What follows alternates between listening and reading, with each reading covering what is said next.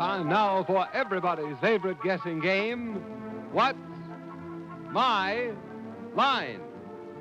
Brought to you by Helene Curtis, makers of Stopette, Suave, and Shampoo Plus A.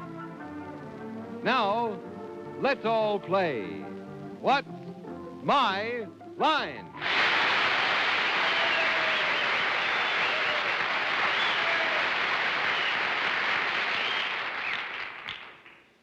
And now let's meet our award-winning What's My Line panel. First, the delightful star of stage and television, Miss Arlene Francis.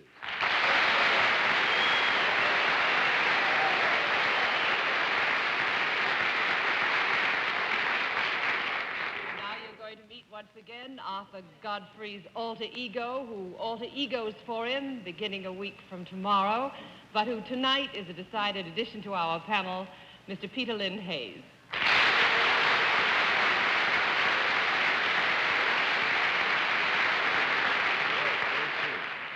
Thank you, Arlene. And here's a lady, I'm sure you know her line after all these years on What's My Line, and especially if you read her wonderful column, The Voice of Broadway. She's a lovely lady of the Fourth Estate, and I personally would like to have a fourth of her estate, Dorothy Kilgallen.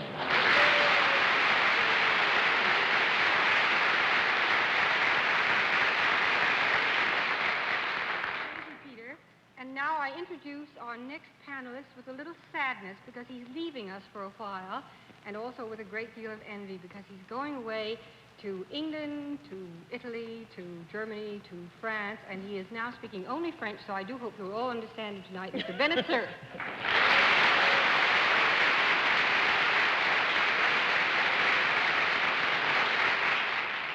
Messieurs et Mesdames. Oui.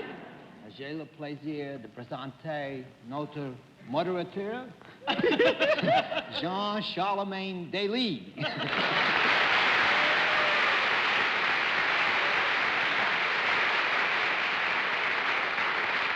And now you all know what anybody will sound like if they flunk second-year high school French. Panel, I've got some grand news for you tonight. Get the blindfolds on, please, because we have a few surprises for you. And good evening, ladies and gentlemen, and welcome to What's My Line. Once again, tonight, we're up to our old tricks with some variations and modifications. One of the modifications requires the blindfolds, which are now being put on. We hope to give the panel a good run for their wits and their money tonight. We'll also have a famous mystery celebrity before the panel a bit later in the show, and we'll meet our first challenger in just a minute. Now, to meet our first guest, will you come in and sign in, please?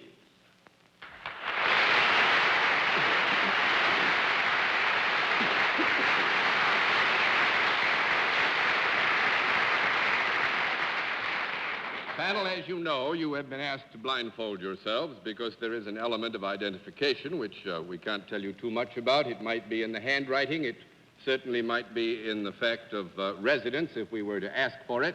It could be in the dress of our guest. It could be in a variety of things.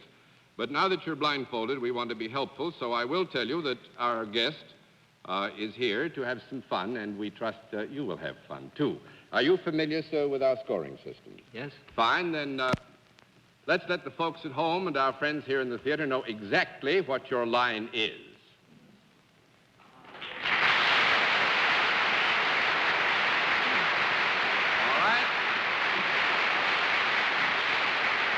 Now, panel, I will tell you that our guest is salaried, and let's begin the general questioning with Dorothy Kilgallen. This is a gentleman. Yes. Do you work? Yes. Do you work for a profit-making organization? No. That's one down and 9 to go, Mr. Cerf. Well, the laughter might indicate that you have a government post of some kind. Is that correct? Yes. Is it a federal government post? Yes. Do you get your orders straight from Washington? No. What did he say? What did he say? What? No. No, I think we would have to properly say no there, Bennett. That's 2 down and 8 to go, Miss Francis. Are you involved in any way with matters of money? How can you be dubious about that? Yes. Well, You we're are? all, it's a matter of you have to figure whether you've got any left. But I would say yes would be the answer. Would you have anything to do with the Income Tax Bureau? No. That's 3 down and 7 to go, Mr. Hayes. Good. It's quite a relief to know that because I haven't had anything to do with the income tax bureau. But he is in the government. Has that been ascertained? Yeah. And it is the federal government. Do you have anything to do with law enforcement? Yes. Well, I'll go quietly.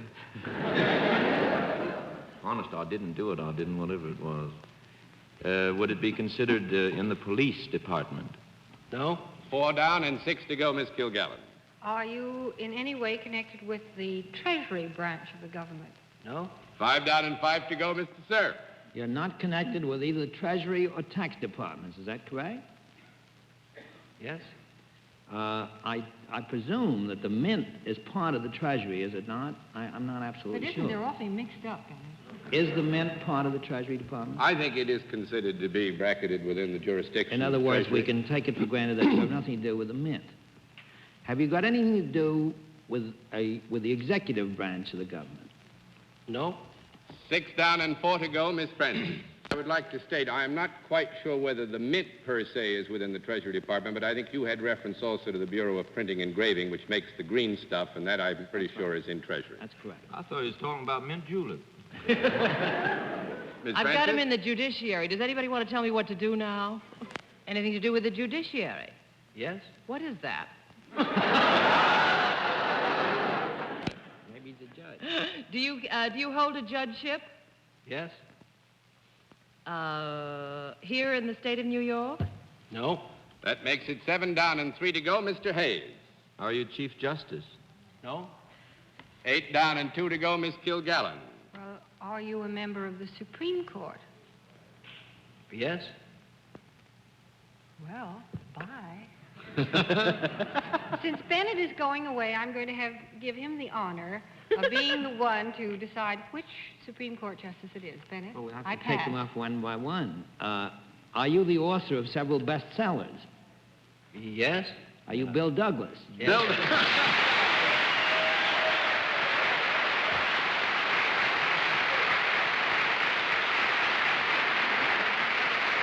William O. Douglas, Justice of the United States Supreme Court. And we gave him a rougher thought we would, didn't you? I saw Mr. Justice just before the show, and he rather was afraid that you'd get it in 3 or 4 questions. Well, up here it says you didn't, and I must say I'm pleased. Mr. Justice, I hope you enjoyed your visit as much as we had having you here, sir. Will you say goodnight to Bennett?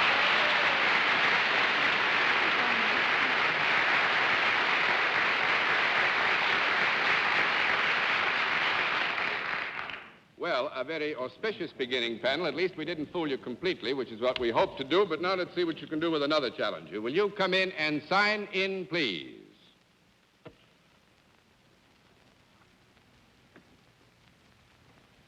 Robert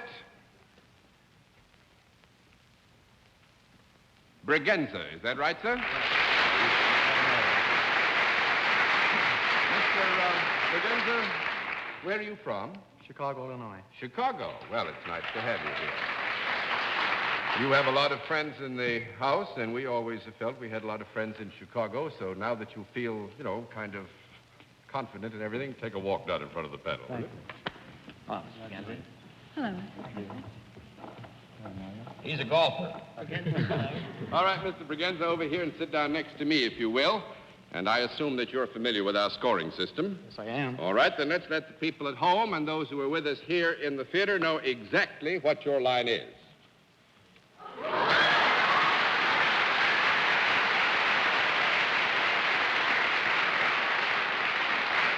All right, panel, Mr. Bregenza is salaried. And let's begin the general questioning with Peter Lind Hayes. Thank you very much, John. Is there a product involved? Yes. There is a product. Is it, well, frankly, is it something that might be around the house? Yes.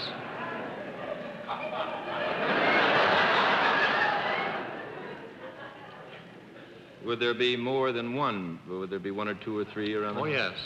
There could be. I mean, I don't think we would want to guarantee there'd be more than one, but it's reasonable that there could be more than one. Didn't you say, Mr. McGinnis? Right.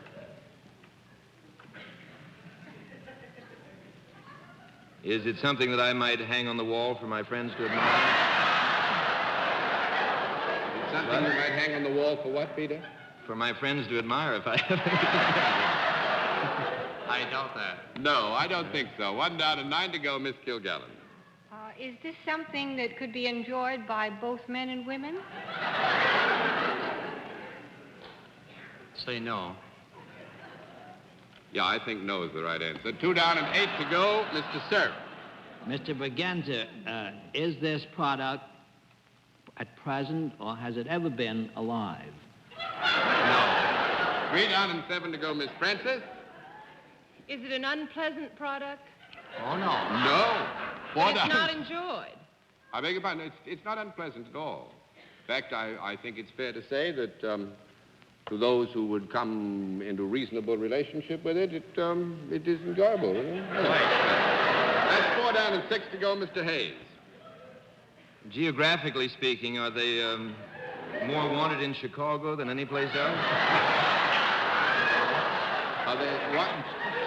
5 down and 5 to go, Miss Kilgallen. John, may I please have a clarification on this thing about it being enjoyed by more than one sex?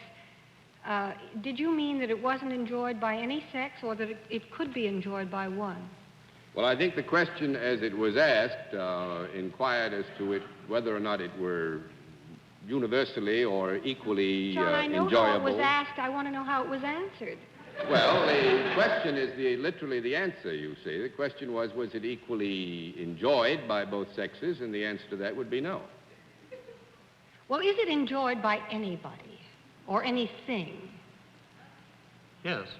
Yes, enjoyment being a relative term, we would agree that... What are there besides two sexes? That's all. That's all. That's all. No, I tell you, you see, we have an unhappy verb here I for see. clear definition with respect to what we're talking about, so that I can only say, although I myself am unfamiliar with this specifically, that I would presume that there's an element of enjoyment involved in contact. I have a question. What did you just say? He wouldn't know himself. Is this something that could be bought in a store? Yes. Could it be bought in Macy's, let us say? Oh, yes. Macy's would have it, yes. Yes. Would this apply to specific things or persons rather than practically everybody, like toothpaste? I mean, is it unlike a general item like toothpaste? Yes. In other words, you have to be somebody or something special to want this or need it. Now, you see what kind of a bear trap you got yourself into. Dorothy, I think that you will agree, if you get a no on the previous question as modified and asked again, that generally this has a very general application to the degree that it needs to be applied. There you go. So I give you a no. That's 6 down and 4 to go, Mr. Cerf. Well, now, Mr. Bergenser, Dorothy has been coy about finding out which sex it is that would, to use her verb, enjoy this most. If it is enjoyed by anybody, would it be more enjoyed by the female sex than the male sex? Yes. Is it something that could be considered apparel or adornment of some kind? Is it? Yes. It is. Would it be possible that our two beautiful lady panelists might be Will wearing... you withdraw that question now?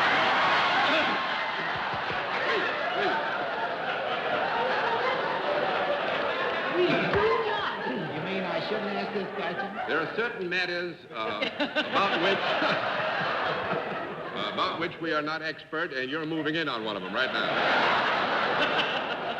Do I gather from your circumlocutions that we wouldn't know whether the ladies had these things on or not? Mr. Cerf, will you withdraw that one, too? I am not going to get caught in that bear trap.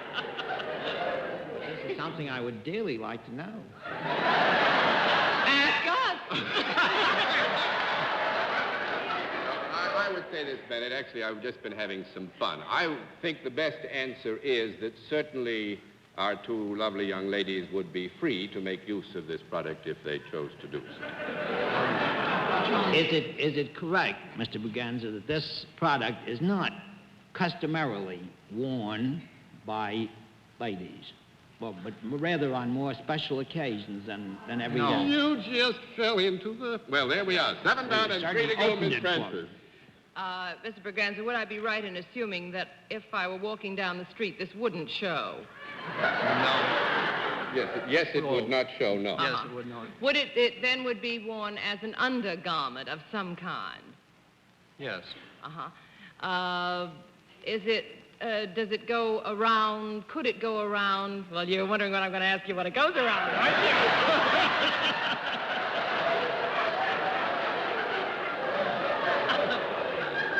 Would it hit anything between the waist and the knees? Yes. Would it hit everything between... Bennett, I don't wear one.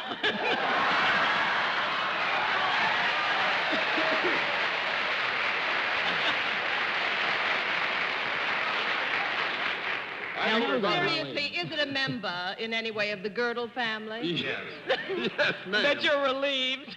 Do you I'm have anything relieved to as I do could with be. Girdles? I beg your pardon? Oh. Did I get a no? No, you're fine. Oh, Mr. Braganza has something to do with girdles? Yes. Well, you're not a fitter. Do you sell them? No. 8 down and 2 to go, Mr. Hayes. Well, I'm completely baffled because I would never admit that my wife wears a girdle. And I don't know much about girdles. Is it possible? You can make slingshots out of them. I think I'd like to pass to Dorothy because I'd like for her to ask the embarrassing question. All right. Miss Dorothy? Not much left. Do you design them? Right. Good.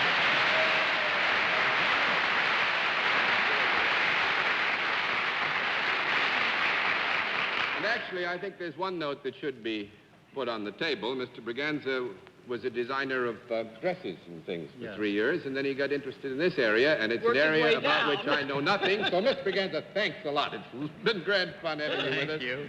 You were a wonderful guest and gave the panel and all of us a lot of fun. So nice to have you with us.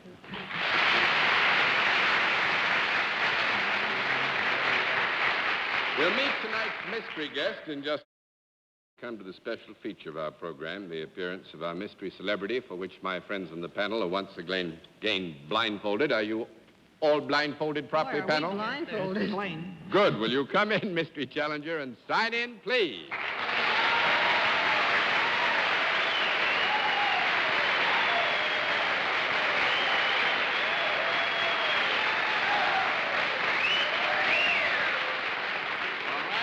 Panel, as you know, in the case of our mystery challenger, we go to a different pattern of questioning. You ask one question at a time in turn, moving clockwise, and we'll begin it with Bennett Cerf. Well, unless our audience is too bemused by that girdle salesman, this is a lady. Would you be more apt to see her name in Variety than in the sporting news?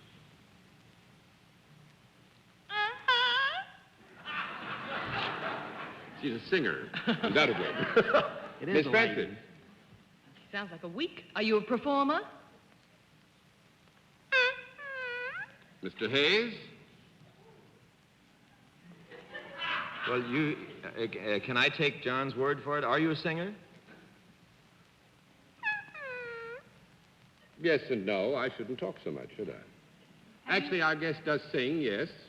Miss Kilgallen? You mean I've made a mistake again?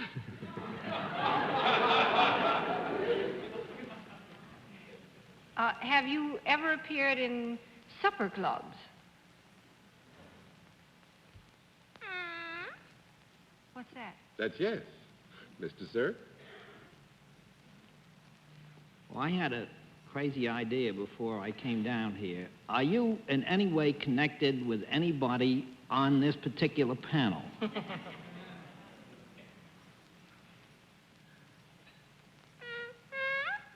Miss Francis? Well, I know where my husband is. I know... I mean, I think I know. And Dorothy's husband should be out of town working on a play. Bennett's wife we saw before the show. Are you associated in any way with the alter ego of Arthur Godfrey?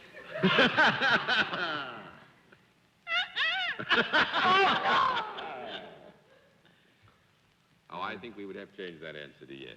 Mr. Hayes? Are you Miss New Orleans of 1912? That's right! I know you. I know it's Mary Healy. I surrender. Mary Healy is right. Mary, thank you. Bennett got it.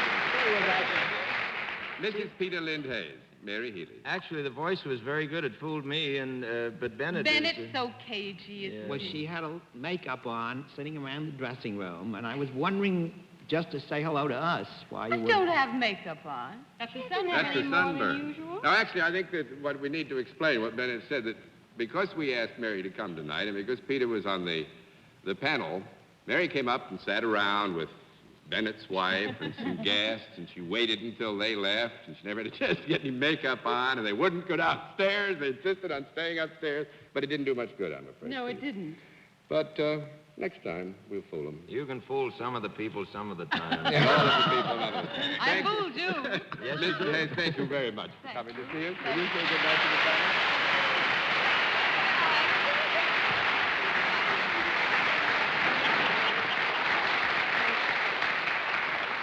Well, panel, we have very little time left, but let's see what you can do with the final challenge. Will you come in and sign in, please, sir?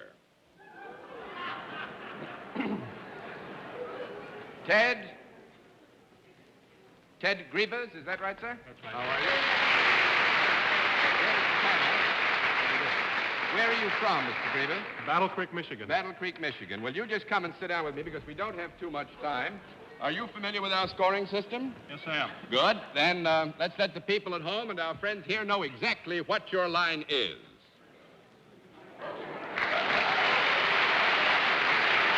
All right. Panel, you have about 2 minutes. So put your best foot forward and see if you can come up on a quick guess with our guest's line. We will tell you he's self-employed. Let's begin everything with Arlene Francis. Oh, Mr. Greaves, whatever you do, I'll bet it's fun. Yes, it is. Do you deal with men and women in your job? I beg your pardon? Do you deal with men and women in your job? Yes, I do. Mm-hmm. Do they come to you for whatever service you may give them? Yes. Uh-huh. Do you wear something other than what you are wearing now when No. you are working? 1 down and 9 to go, Mr. Hayes. What's my line, or I'm curious about what's my waistline. I'd like... I am curious, though. What do you weigh, Mr. About 455 pounds. Does that help you in your work? Well, I believe so. Are you in any way connected with sports? No, I'm not. 2 down and 8 to go, Miss Kilgallen. Well, do people come to you because of your size? No. 3 down and 7 to go, Mr. Cerf. Mr. Gravis, do you work indoors mostly? I work indoors and outdoors both. Indoors and outdoors. Do you use your hands in the work that you do? Sometimes. I mean, in other words, you perform some function, not just a desk job. Yes. Has it got anything to do with automobiles or transportation? No. Not specifically. 4 down and 6 to go. Time for about 1 question. Do people feel better after they've had a, may I call it a treatment at where you work? Just leave it right there. Just All leave right. it right there. And I want you to meet Theodore Griever's private detective.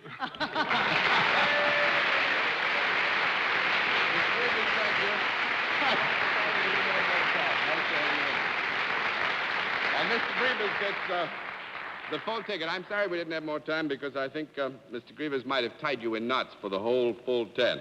And now, before our panel says good night, may I remind you to tune in again next Sunday at 10:30 p.m. Eastern Daylight Saving Time when once again we invite you to play What's My Line? For other localities, check your local listings for the date and time of our weekly series. And now, a word from next. And of course, as you already know, our friend Bennett Cerf is going off to Europe next week. Peter Lind Hayes is going to be back with us, happily, and Eamon Andrews, who's from What's My Line in England, is going to be here. I think Bennett knows even more about him than I do, because I think Bennett's going to be on What's My Line in England, too. But in any event, Nice trip and lots of fun, Bennett. And until next week, this is John Daly saying good night, Miss Arlene Francis. Thank you. And don't forget to write to us, Bennett. And good night, dear. You never look lovelier. I'm so glad you're coming back next week. Good night, Dorothy, wherever you are. Good night, Peter. Good night, Bennett. Thank you, Bon Dorothy. voyage. Thank you.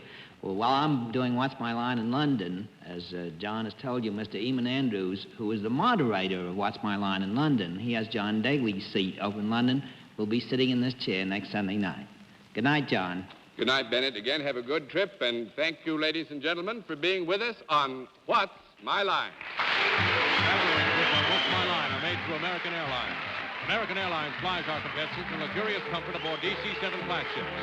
This has been a Mark Goodson, Bill Todman production in association with the CBS Television Network.